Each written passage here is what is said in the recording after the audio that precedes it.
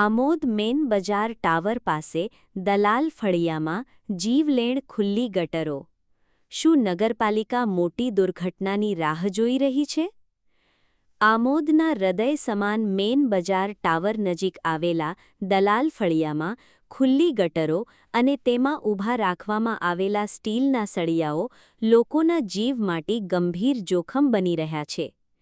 છેલ્લા 8 મહિનાથી સ્થાનિક લોકો દ્વારા વારંવાર રજૂઆતો કરવામાં આવી રહી છે, છતાં આમોદ નગરપાલિકા દ્વારા માત્ર દેખાવ પૂરતી કામગીરી કરવામાં આવી હોવાનું સામે આવ્યું છે.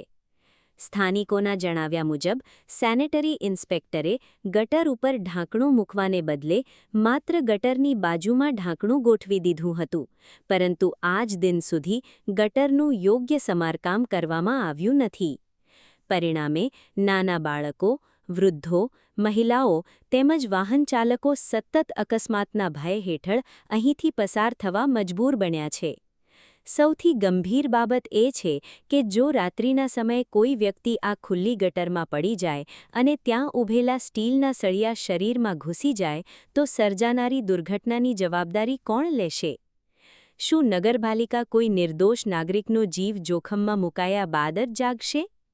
માત્ર એટલું જ નહીં, મુખ્ય માર્ગ ઉપર આવેલા પીવાના પાણીના ચેમ્બરની હાલત પણ અત્યંત દયનીય બની ગઈ છે.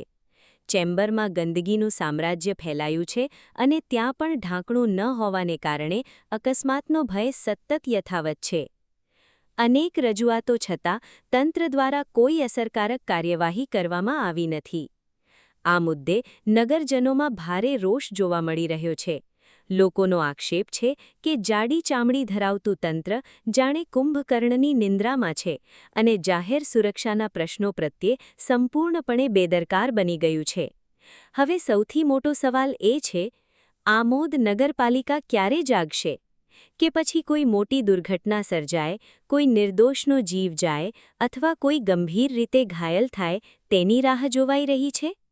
જાહેર માર્ગો પર ખુલ્લા ખાડા અને ગટરો આજે લોકો માટે સુવિધા નહીં પરંતુ મોતના કૂવા સાબિત થઈ રહ્યા છે.